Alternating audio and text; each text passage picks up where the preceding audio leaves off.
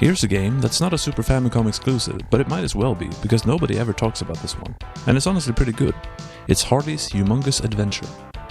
It's developed by Visual Concepts, who made the Clay Fighter series, and this is the second clay-based platformer they made along with Claymates. This one stars Harley, the scientific whiz kid, who succeeds in building a shrinking machine but accidentally shrinks himself, and you can see where this is going.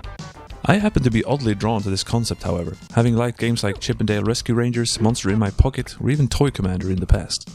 The game takes place all around Harley's house, which apparently besides the sciencey items like beakers and Bunsen burners, is also infested with assorted flies, bugs, and even a rat, which is a recurring boss encounter.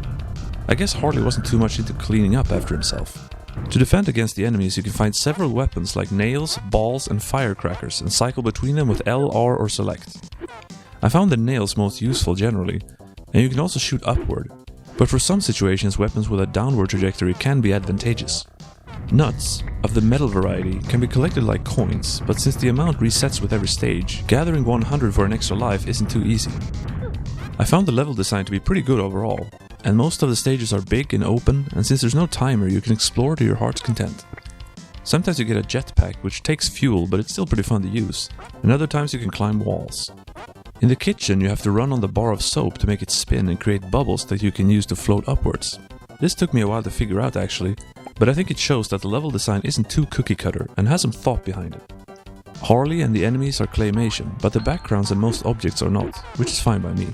I'm not a huge fan of claymation personally. I think Harley looks like a doofus, and the enemies are all over the place, not entirely appealing to look at. But it does give the game a bit of its own identity, and it's a change of pace. There's not many music tracks in the game, so it can get a bit repetitive, but what is here sounds pretty good to my ears anyway. The difficulty in general is below average, but it can spike a bit on occasion. I found some enemies a pain in the ass to hit.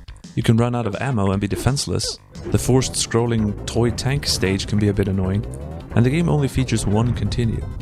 But overall I found Harley's Humongous Adventure a mostly pleasant experience. And as I said, I like the whole shrunken down thing. It's not a top tier game by any means, but it's worth a playthrough. For science.